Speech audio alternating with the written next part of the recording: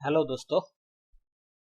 यहाँ पे मैंने आज एक लैब के बारे में सोचने वाला बातचीत करने जा रहे हैं हम लोग। जो virtual lab electrical machines laboratory, ये इस हालात में ड्यूरिंग दिस पैंडेमिक हम लोगों ने बहुत डिफिकल्टी फेस कर रहे हैं। ठीक है, क्योंकि कैसे लैब किया जाएगा अभी पता नहीं, कब तक खुलेगा भी नहीं। पर मोस्ट ऑफ कॉलेज, मतलब कॉलेज यूनिवर्सिटी में जैसे कि इंजीनियरिंग का बहुत सारे लैब नहीं हो रहा है। ठीक है, पर एमएचआरडी के थ्रू वर्चुअल लैब का कॉन्सेप्ट आ गया है। ठीक है, इसको हम लोग कैसे करेंगे, ठीक है, इसका एक्सप्लेनेशन मैं आपको डेट मतलब देते जाऊंगा। ठीक है, अपडेट एक के बाद एक। ठीक है, तो पहले हम लोग ले लेते हैं क्या, आईआईटी गुवाहाटी का इलेक्ट्रिकल मशीन्स लैब का। ठीक है, यहाँ पे देखिए साइड में जाइए। ठीक है, virtual lab V lab dot o dot in पे जाइए। ठीक है, आपको सब आईआईटी गुवाहाटी का पोर्टल में जाइए। ठीक है, वहाँ पे इलेक्ट्रिकल मशीन्स लैब मिल जाएगा। ठीक है, वहाँ पे देखिए यहाँ पे क्या क्या अवेलेबल है इलेक्ट्रिकल मशीन्स का। आईआईटी रुड़की ने दिया है, आईआईटी रुड़की ने क्या क्या दिया है यहाँ पे देख लेते हैं।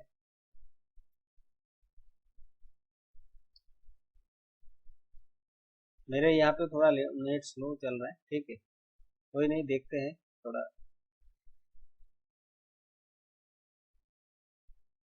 हाँ, अभी देखिए लिस्ट ऑफ एक्सपेरिमेंट क्या है यहाँ पे। लिस्ट ऑफ एक्सपेरिमेंट्स है। फर्स्ट एक्सपेरिमेंट है, एक्सपेरिमेंट है familiarization with laboratory equipment. Equipment क्या क्या होगा लेबोरेटरी में वो दिखाएगा। ठीक है, to study the load characteristics of DC shunt generator, to study the speed control of DC motor by field resistance control, to study the speed control of DC shunt motor by armature control method, to perform the speed control of DC motor by using Ward-Leonard method, to obtain the equivalent circuit parameter from OC to short circuit test, to estimate the efficiency and regulation various load, to study the management of the characteristics of the DC shunt generator। तो अभी हम लोग क्यों करने जाएंगे virtual lab? Actually क्या है virtual lab को? आपको एक्चुअली आप लोग तो हाथ से आप टच नहीं कर पाएंगे इक्विपमेंट पर, आप लोग थोड़ा कनेक्शन देख सकते हैं यहाँ पे कंप्यूटर स्क्रीन पे, एंड आप लोग एक मन में एक विजुअलाइज कर सकते हैं कि हाँ इस जगह पे मैंने वाट मीटर लगाऊंगा, इस जगह पे मैंने पैनल रहेगा। ठीक है, एक विजुअलाइज करेंगे। ठीक है, जिस अभी भी जिस यूनिवर्सिटी जो कॉलेज में आपका इस टाइप का इक्विपमेंट नहीं मिल रहा है, ठीक है, मतलब लैब सेटअप नहीं हुआ, ठीक है, तो उस तब यूनिवर्सिटी में आप लोग ये वर्चुअल लैब का कॉन्सेप्ट यूज कर सकते हैं। जैसे कि अभी इस हालात में, अभी तो आप लोगों का मोस्ट ऑफ यूनिवर्सिटी कॉलेज में तो एकदम नाता तोड़ गया, एकदम कोई भी कनेक्शन नहीं है लैब के साथ। फिर तो अभी एक अब आसान हो जाएगा कि जितना भी हो, मतलब अगर नहीं हो तो उससे तो ये भी बेहतर है ना, तो ताकि कुछ सीखे आप। ठीक है, अगर नहीं होगा तो कुछ भी नहीं सीख पाएंगे, पर यहाँ पे तो कुछ तो सीखेंगे ना। तो इसीलिए आप लोग देखिए, तो ये आपका आईआईटी गुवाहाटी आईआईटी रुड़की का दिया है। ठीक है, और हम लोग देखेंगे और दूसरा कुछ यहाँ पे आईआईटी रुड़की का है। उसके बाद इलेक्ट्रिकल मशीन्स लैब किसमें है, सीओई पुणे। सीओई पुणे भी इलेक्ट्रिकल मशीन लैब का कुछ प्रोवाइड कर रहे हैं। ठीक है, और आईआईटी गुवाहाटी। तो अभी इस हालत में अभी मोस्टली आप लोग देखेंगे कि मोस्टली आप लोग मैं जहाँ पे पढ़ा रहा हूँ वो वहाँ पे बेसिकली इलेक्ट्रिकल मशीन्स 2 पढ़ा रहा है। ठीक है, तो मशीन्स 2 में बेसिकली इस टाइप का आपका आएगा, ताकि magnetic field behaviour in A coil.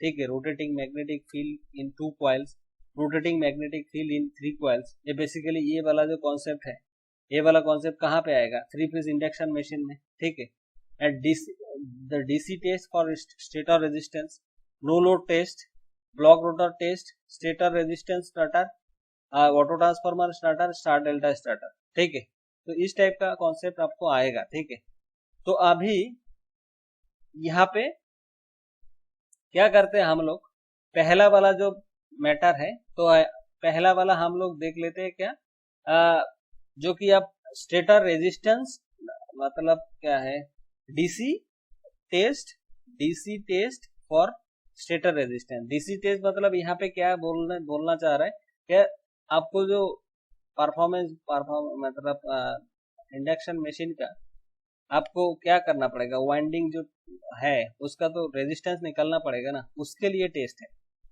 ठीक है, आपको जब क्या बोलते हैं इक्विवेलेंट सर्किट पैरामीटर जब निकलने जाएंगे तब आपको रेजिस्टेंस भी चाहिए होता है। ठीक है, तो इसीलिए वो वाला टेस्ट अभी जरूरी है। ठीक है, तो ये वाला टेस्ट पहले देख लेते हैं।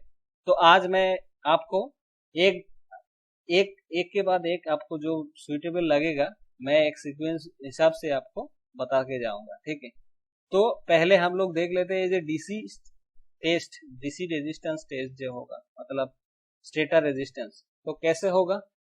तो उससे पहले हम लोग देख लेते हैं ये कनेक्शन डायग्राम क्या है। ठीक, तो कनेक्शन डायग्राम क्या होगा, हम लोग क्या जानते हैं, एक induction machine, three phase induction machine तीन वाइंडिंग का होगा।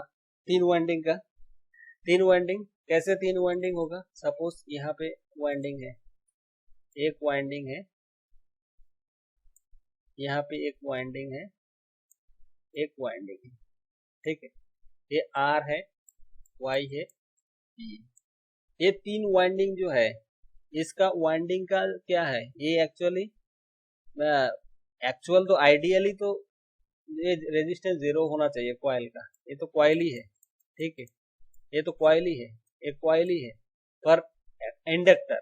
ठीक है, पर यहाँ पे तो रेजिस्टेंस भी रहेगा तो आइडियल नहीं, तो practical some resistance will be there, that resistance you have to calculate. ठीक है, तो कैसे करेंगे, तो कॉइल हम लोग ये भी जानते हैं कि ये सब कॉइल जो है 120 डिग्री फेज अपार्ट में रहता है, इलेक्ट्रिकल 120 डिग्री फेज अपार्ट। यहाँ पे 120 डिग्री एंगल इन दोनों के बीच, इन दोनों के बीच 120 डिग्री, इन दोनों के बीच 120 डिग्री फेज अपार्ट है।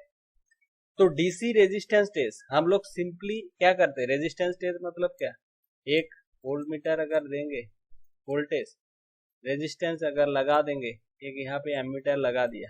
ठीक है, उसके बाद एक सर्किट क्लोज कर दिया,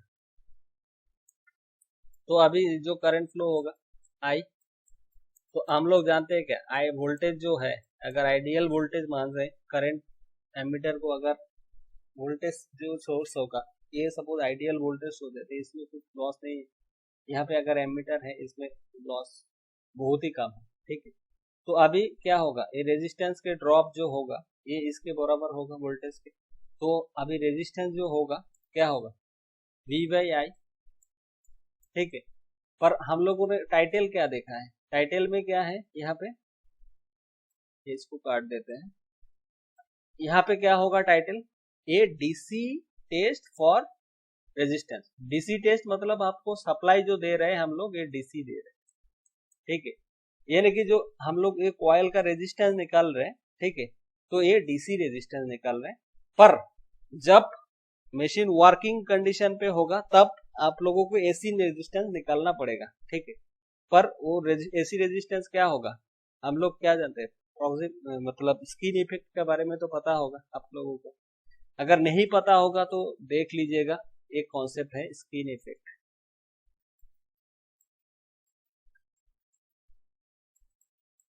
स्किन इफेक्ट का मतलब क्या है, डीसी में जो कॉइल होता है, जो कंडक्टर होता है, उसमें क्या होता है, आपका इंटरनल में फ्लक्स लिंकेज कम होता है। मतलब एक इंटीरियर, सपोज यहाँ पे एक कंडक्टर है, ठीक है, ये कंडक्टर अगर कंसीडर किया, ये इंटरनल में फ्लक्स लिंकेज कम होता है, मतलब ये जो आउटर साइड में फ्लक्स लिंकेज ज्यादा होता है।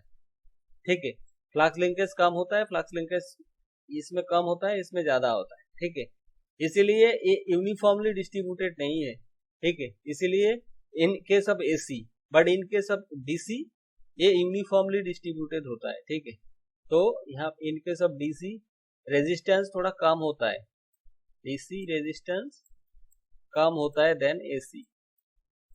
तो ये वाला एक फैक्टर से मल्टीप्लाई, हम लोग जब डीसी रेजिस्टेंस मेजर करेंगे तो एक फैक्टर से मल्टीप्लाई करेंगे।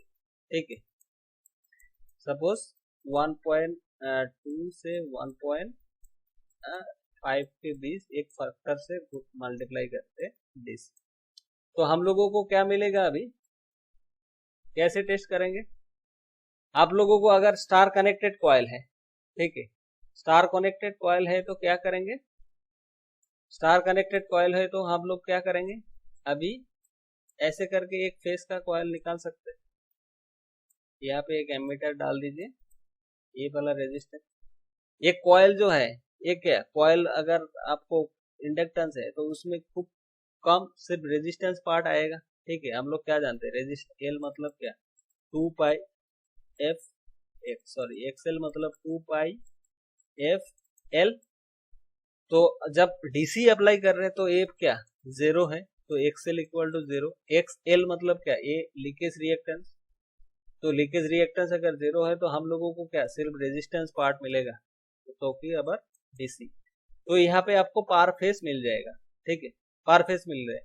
अगर अदर वे अगर देखा जाए, अगर इसको हम लोग ऐसे कनेक्ट कर सकते तो अभी क्या होगा, ये वोल्टेज जो अप्लाई हो रहा है, ये करंट इधर आ रहा है, तो क्या होगा, पार फेस वोल्टेज जो होगा इसका 2 से डिवाइड करेगा ना, ये जो रेजिस्टेंस आ रहा है, ये क्या फ्री पाथ हो रहा है ना, जो वोल्टेज होगा करंट होगा, ये रेजिस्टेंस का इसका भी होगा इसका भी होगा, तो यानी कि पार फेस रेजिस्टेंस एक एक फेस का।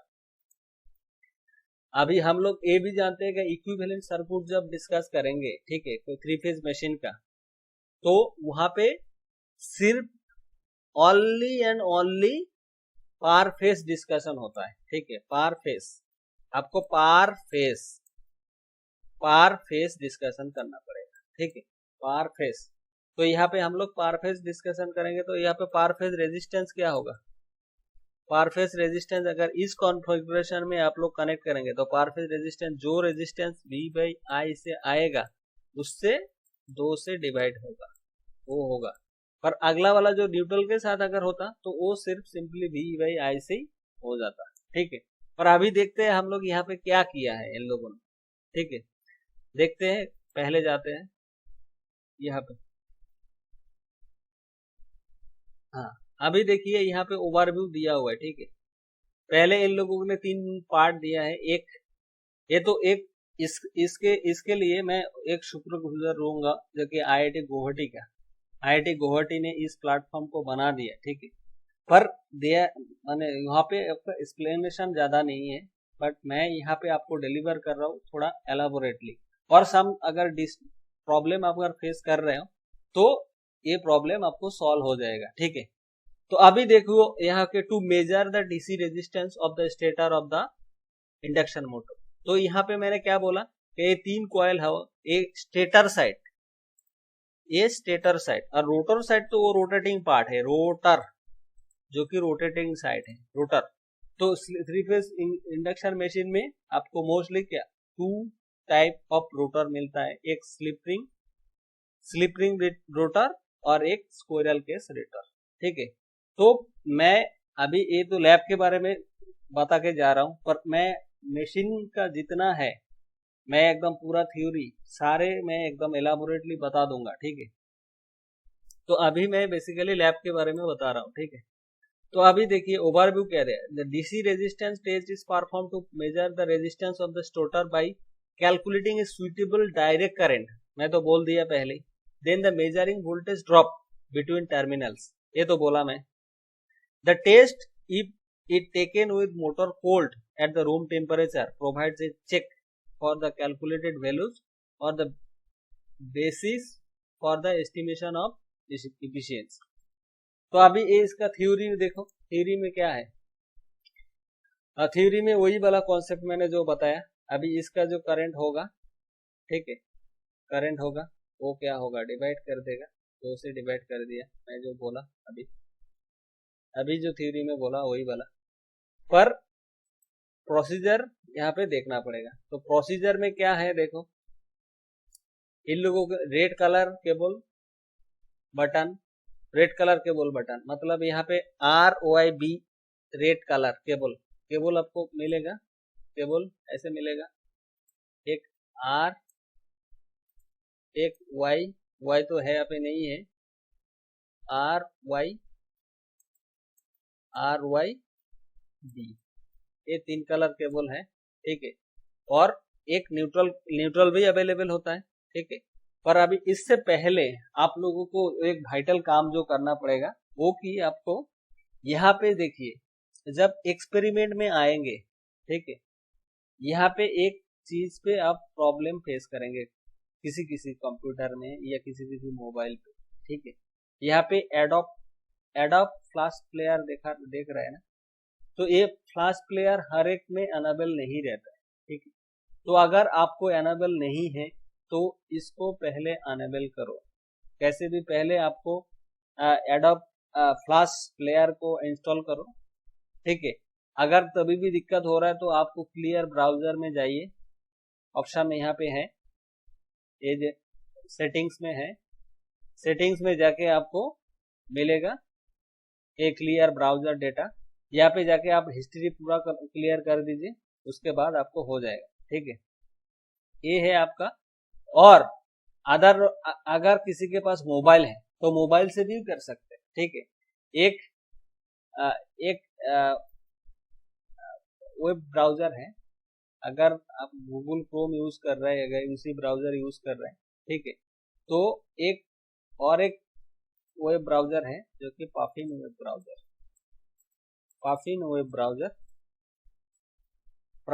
ब्राउजर आप इंस्टॉल कर लीजिए, ठीक है।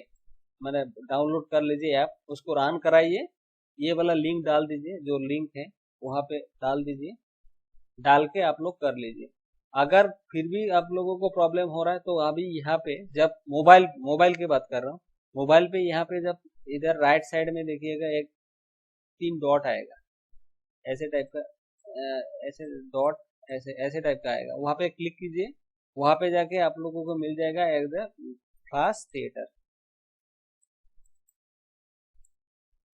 फ्लैश थिएटर मिलेगा, और वो फ्लैश थिएटर में जाके आप लोग लैब का काम कर सकते हैं, ठीक है। मतलब कनेक्शन अभी मैं दिखाऊंगा कैसे कनेक्शन किया जाता है। तो अभी हम लोगों के यहाँ पे मैं already adobe flash player download कर चुका हूँ, ठीक है, एंड इंस्टॉल भी किया हूँ, ठीक है, मतलब एक्सटेंशन ऐड किया हूँ, ठीक है। तो अभी यहाँ पे देखिए क्लिक कर देता हूँ और यहाँ पे अलर्ट दिखा रहा है मुझे, मैं जो जैसे सिलेक्ट किया हूँ यहाँ पे एक बार अलर्ट दिखा रहा है। तो ये नहीं कि अगर ये वाला नहीं करते, मैं एक्चुअली ब्लॉक करके रखा हूँ, अलर्ट देके मतलब जब एक नोटिफिकेशन दिखाएगा, क्योंकि ये थोड़ा सिक्योर नहीं है, ठीक है, हर एक काम के लिए। पर अभी तो IIT गुवाहाटी दे प्रोवाइड कर रहे हैं थ्रू एमएचआरडी, तो ये निस्संदेह हम लोग विश्वास कर सकते हैं कि ये हार्मफुल नहीं है, तो ये हम लोग अलाउ कर देते हैं, ठीक है।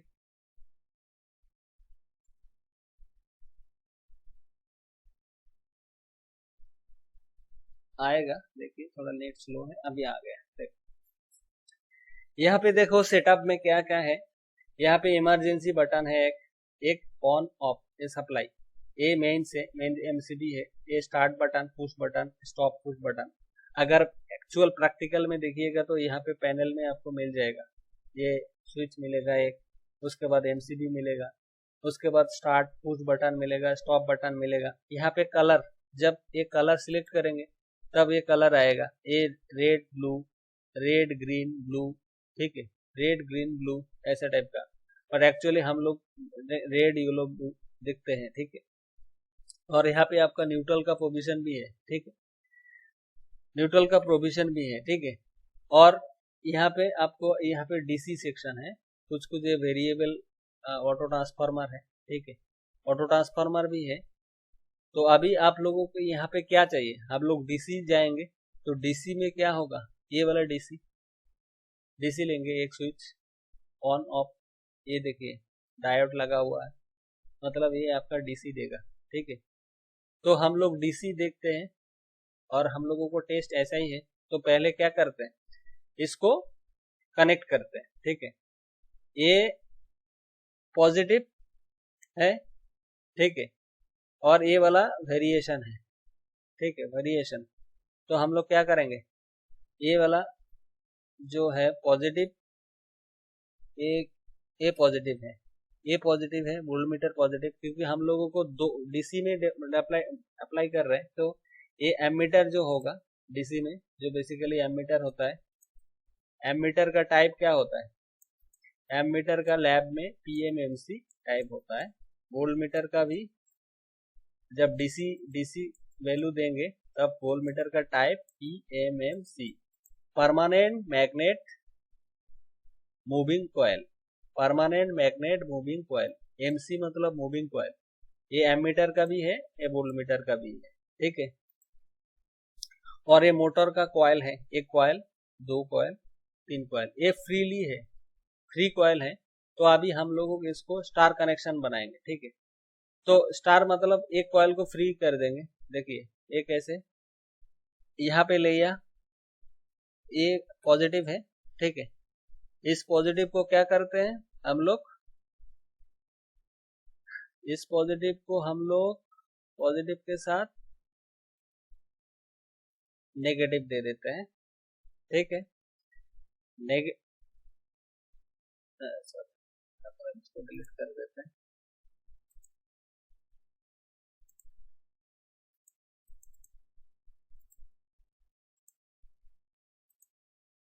पहले पॉजिटिव के साथ नेगेटिव, नेगेटिव के साथ एक इसमें देते हैं, ठीक है, करंट। उसके बाद इसको यहाँ पे जोड़ देते हैं, ठीक है। और इसके बाद यहाँ से आपको रिटर्न मिल जाएगा। मतलब क्या, करंट क्या, करंट ऐसा होगा ना, करंट फ्लो कैसा होगा, सपोज मेरे पास ऐसा है, सोर्स है पॉजिटिव, ये वाला नेगेटिव, वोल्टेज सोर्स। अभी क्या, यहाँ पे मैंने एमीटर दिया, उसके बाद एक कॉइल होगा, उसके बाद यहाँ पे जैसे कि और एक कॉइल होगा, इसके बाद और एक कॉइल होगा, ठीक है। इस कॉइल को मैंने कनेक्ट कर सकते हैं, पर ये वाला ओपन रहेगा, ओपन रहेगा मतलब high impedance. Impedance basically practically infinite होगा, बट यहाँ पे हाई दिखाएगा, वेरी हाई इम्पीडेंस। तो अभी क्या करेंगे, एमीटर, एमीटर के पॉजिटिव टू यहाँ पे नेगेटिव में आएगा, ठीक है। एंड पॉजिटिव टू यहाँ पे एक करंट जब सप्लाई देंगे तब ये पाथ फ्लो फॉलो अप करेगा, यहाँ तक जाएगा, ठीक है। और वोल्टेज क्या देखेंगे, वोल्टेज हम लोग क्या करेंगे, यहाँ पे भी दे सकते हैं, एक वोल्ट मीटर दे सकते हैं। प्रैक्टिकली तो ये भी, प्रैक्टिकल जब करेंगे तब यहाँ पे भी देख सकते हैं, पर यहाँ पे भी देख सकते हैं, ठीक है। मान रहे एज्यूमिंग, देखिए एमीटर के अक्रॉस वोल्टेज ड्रॉप एकदम बहुत ही नेग्लिजिबल, क्योंकि हम लोग जानते हैं कि एमीटर का रेजिस्टेंस बहुत ही छोटा है। तो अभी भी अगर बेस देखना है तो अभी हम लोग यहाँ पे दे देते हैं, ये वाला पॉजिटिव है, ये वाला पॉजिटिव टर्मिनल, ये वाला पॉजिटिव है, ये वाला। अभी देखते हैं एक बार जो कनेक्शन ठीक हुआ कि नहीं। हाँ, power supply has short circuited, power supply short circuited कैसे हो गया,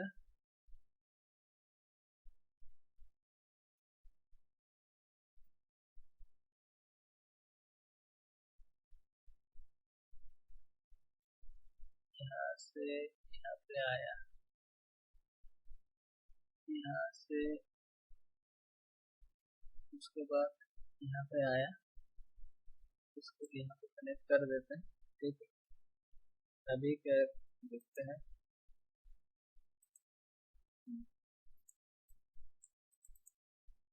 कनेक्शन ओके नहीं हुआ, ठीक है, कनेक्शन ओके नहीं हुआ, पता नहीं। ये तो अगर इस पोजीशन से आप लोग ऑपरेट कराते हैं, जैसे मैंने कनेक्ट किया, ये तो ऑपरेट हो जाता प्रैक्टिकली, ठीक है।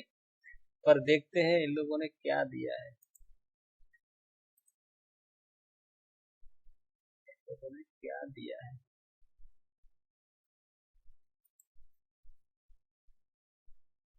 क्या दिया प्रोसीजर में, क्या दिया है प्रोसीजर में, इन लोगों ने क्या दिया है दिया है कि चूज रेड कलर बटन, ठीक है, L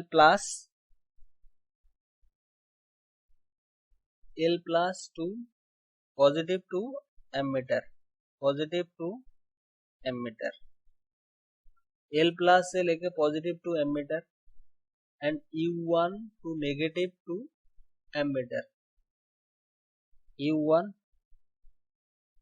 U1 negative to ammeter, ठीक है, U1 negative to ammeter, choose black colour cable, L minus to U2, L minus red colour cable button, L minus to U2, U2, U1, U2,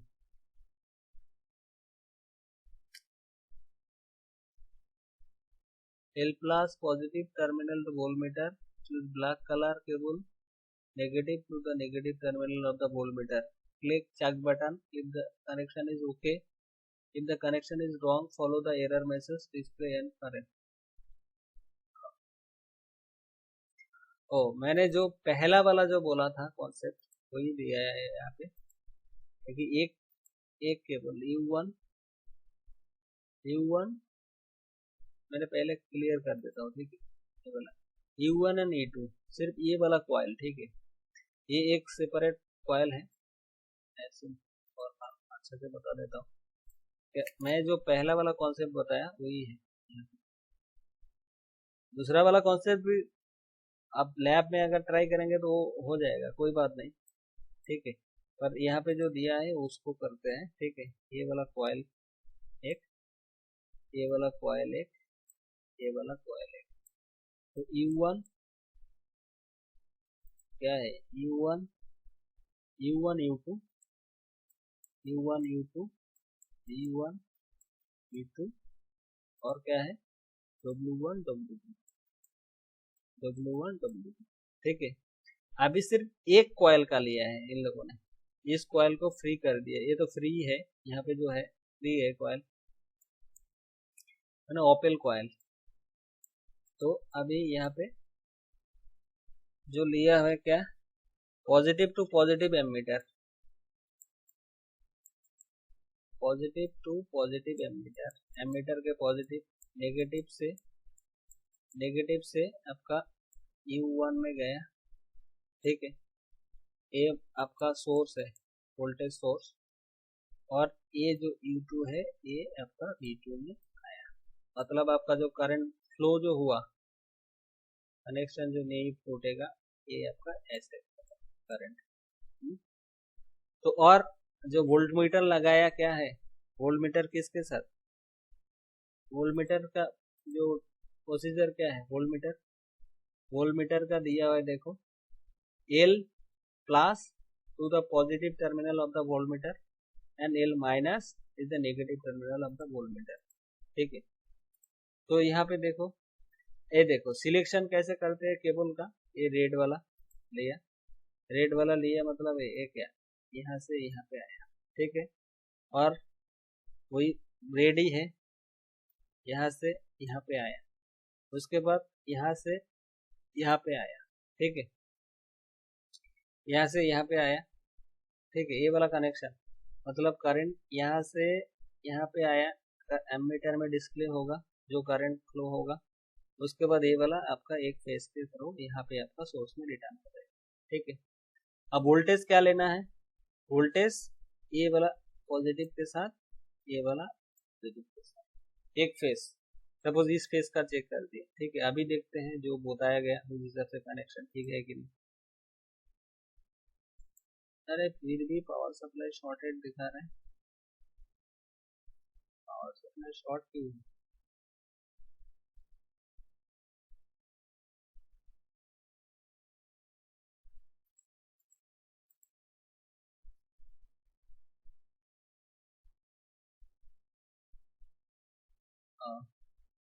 अभी इसको देते हैं, इसको करते हैं, इसको लेते हैं, अभी देखते हैं क्या,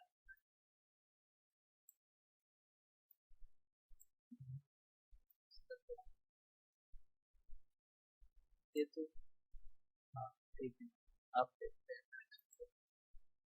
हाँ राइट करेक्ट, ये वाला लिया है ठीक है, ये वाला सप्लाई यूज किया है यहाँ पे फॉर दिस पर्टिकुलर एक्सपेरिमेंट, ये वाला सप्लाई यूज किया है ठीक है। तो अभी हम लोग क्या करते हैं, ऑन करते हैं स्विच, ये देखिए यहाँ पे क्लिक करेंगे तो ऑन हो जाए ठीक है, और एमसीबी को ऑन कर देते हैं।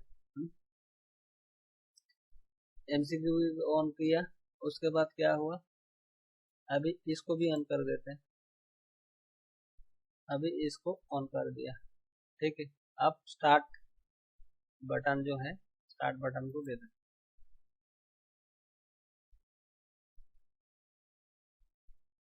अभी करंट तो कुछ पास नहीं हो रहा है, करंट कैसे पास नहीं होगा देखते हैं।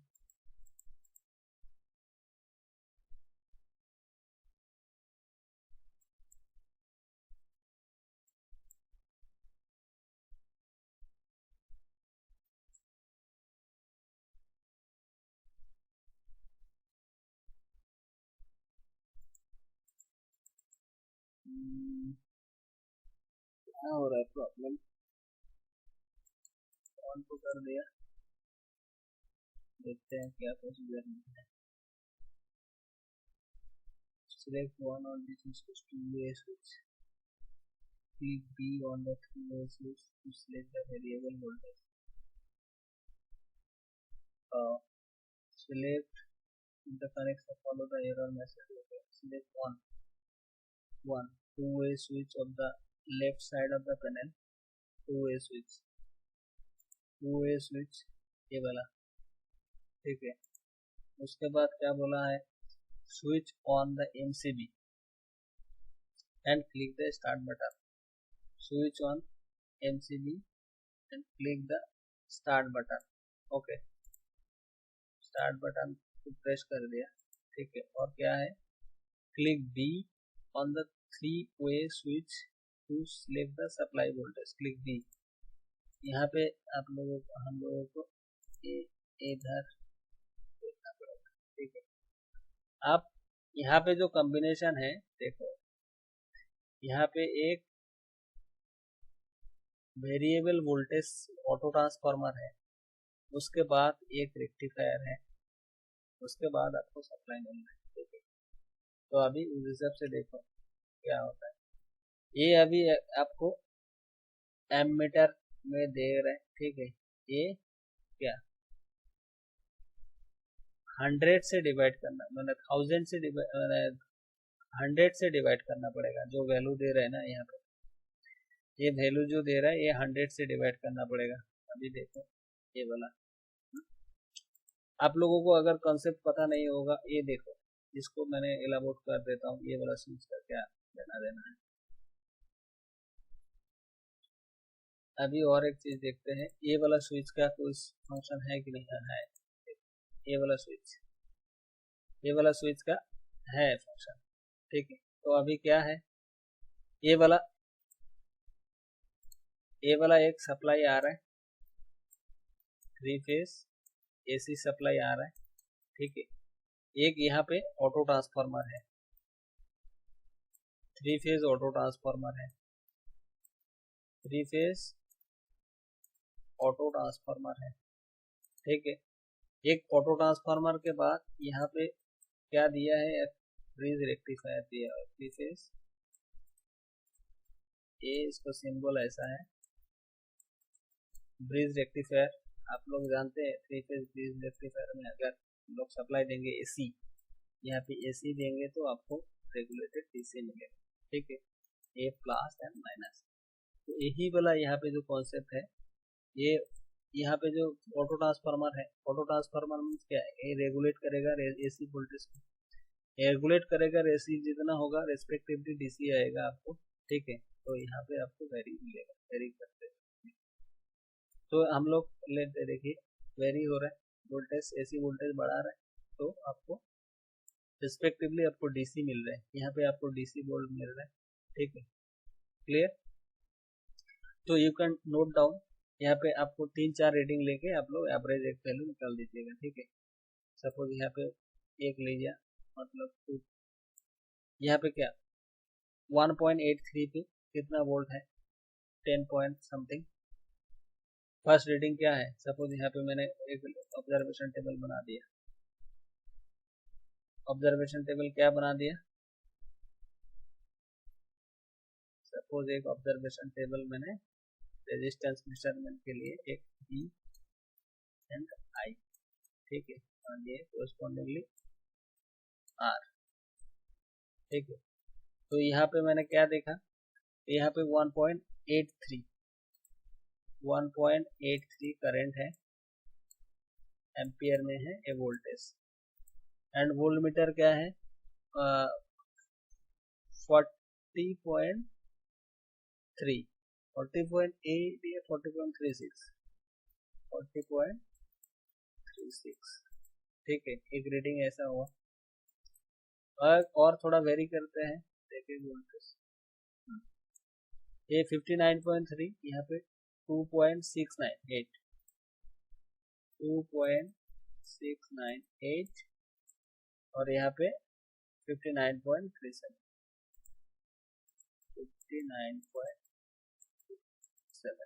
ठीक है, 59.37। और एक रीडिंग ले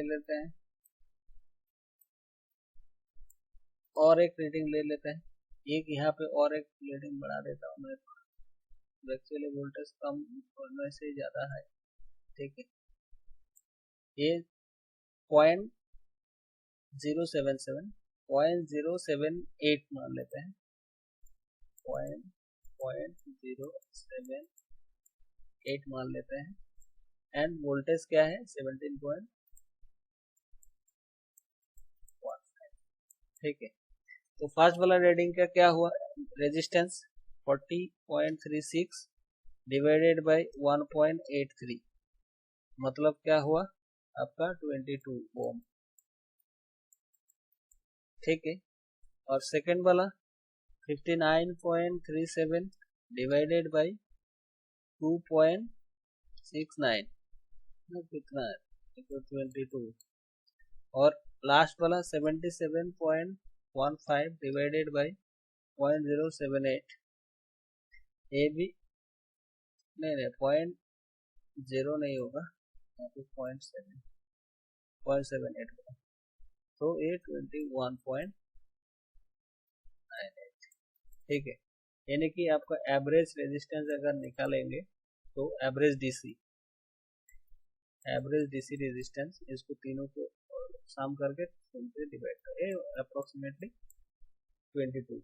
बट आपका एसी रेजिस्टेंस अगर निकालेंगे तो आपका एक फैक्टर, सपोज यहाँ पे 2.5 ले लेते हैं, ये ऐसा होगा, तो 1.25 इंटू 22 यानी कि 27.5, ठीक है। अगर मैंने क्या किया, ये वाला होगा तब इतना ओहम होगा तब जब हम लोग इसका स्केलिंग, जैसे कि हम लोग 10 से डिवाइड किया, 100 से डिवाइड किया, इसको भी अगर ऐसे कोई होता है, हम लोगों को तो पता नहीं है इसका मोटर का स्पेसिफिकेशन क्या है, ठीक है। हम लोगों को इसको मान लीजिए, हम लोग क्या करते हैं, इसका मल्टीप्लाइंग फैक्टर 1 है, क्योंकि ये एनालॉग है ना वोल्टमीटर, ये मल्टीप्लाइंग फैक्टर स्केलिंग जैसा होगा। स्केल अगर 300 का है, अगर मैंने डिसाइड टास्क मैंने लगाया मैंने 150 में, तो उसका स्केल डबल हो जाएगा, मतलब मल्टीप्लाइंग में डबल, कभी कभी हाफ हो जाता है। तो यहाँ पे अगर 10 से अगर डिवाइड किया जाए तो ऐसे इसका 2.7, बट यहाँ पे जो प्रैक्टिकल मोटर है ये 27.5, ये बहुत ज्यादा है। आई थिंक ये 27.5 नहीं होगा, ये 2.75 होगा, मतलब ये वोल्टमीटर जो है, वोल्टमीटर भी आपका 10 से डिवाइड होगा, ये 100 से डिवाइड होगा, बेसिकली ये एक्चुअली 100 से डिवाइड होगा, और ये आपका एक 10 से डिवाइड होगा। जो रीडिंग आ रहा है यहाँ पे, जो रीडिंग दे रहे हैं, एक्चुअल मैं ये बता रहा हूँ, ये प्रैक्टिकल केस, क्योंकि मैंने बहुत सारे मशीन देखा है, ठीक है। तो प्रैक्टिकली इतना रेजिस्टेंस 27.5 के आसपास इतना रेजिस्टेंस नहीं आता है, ठीक है। ये 2.75 के आसपास कुछ आएगा, ठीक है। तो ऐसा है इसी पे समाप्त करते हैं। अगर कुछ डाउट है तो क्वेरी है, आप डायरेक्टली मुझे मेल कर सकते हैं, और यहाँ पे यूट्यूब पे आप लोग कमेंट कर सकते हैं, ठीक है। और मैं ऐसे ही आपको देते रहूँगा पूरा लेक्चर, मतलब जितना एक्सपेरिमेंट है लैब रिलेटेड, ये वर्चुअल कॉन्सेप्ट में दे रहा हूँ, वर्चुअल लैब के कॉन्सेप्ट में मैं शुक्रगुजार रहूँगा IIT गुवाहाटी का, जो कि प्रोवाइड कर रहा है, एंड ऑल्सो द MHRD का, ठीक है। तो आज आप लोगों को सबको धन्यवाद मुझे सुनने के लिए, और मुझे फॉलो अप करते रहिए, ठीक है। अगर आपको अच्छा लगे तो जरूर शेयर कर दीजिएगा अपने दोस्तों को, ताकि आप लोगों को भी, आपके दोस्तों को भी आपको फायदा मिले, ठीक है। ये वर्चुअल लैब मतलब कॉन्सेप्ट का गेन करने का, साथ में मैं यहाँ पे साथ में थोड़ा करके मैं थ्योरी भी बता रहा हूँ कैसे कैसे होगा, ठीक है। अभी तो यहाँ पे पता नहीं आप लोगों को मिला कि नहीं, थ्योरी है यहाँ पे, ठीक है। पर मुझे सुन लीजिए, आप लोगों को पढ़ने का जरूरत भी नहीं होगा, आप लोगों को डायरेक्टली आपको मिल जाएगा, ठीक है। क्लियर? तो थैंक यू गाइस, पर जरूर शेयर कर देना, ठीक है। आपको अच्छा लगे तो जरूर शेयर कर देना, ठीक है। और मेरा चैनल जो है ये इस नाम से जाना जाएगा, AS ट्यूब। और मुझे ट्विटर पे भी आप लोग फॉलो अप कर सकते हैं। ट्विटर पे एक्चुअली बेसिकली मैं ट्विटर पे ज़्यादा एक्टिव रहता हूँ। ट्विटर मेरा ट्विटर हैंडल है आपका high I am your zero, high I am your zero, ठीक है। इस नाम से मेरा है ट्विटर हैंडल, ठीक है। तो थैंक यू गाइस, हम लोग नेक्स्ट टाइम और एक वीडियो लेके आ रहे हैं, ठीक है।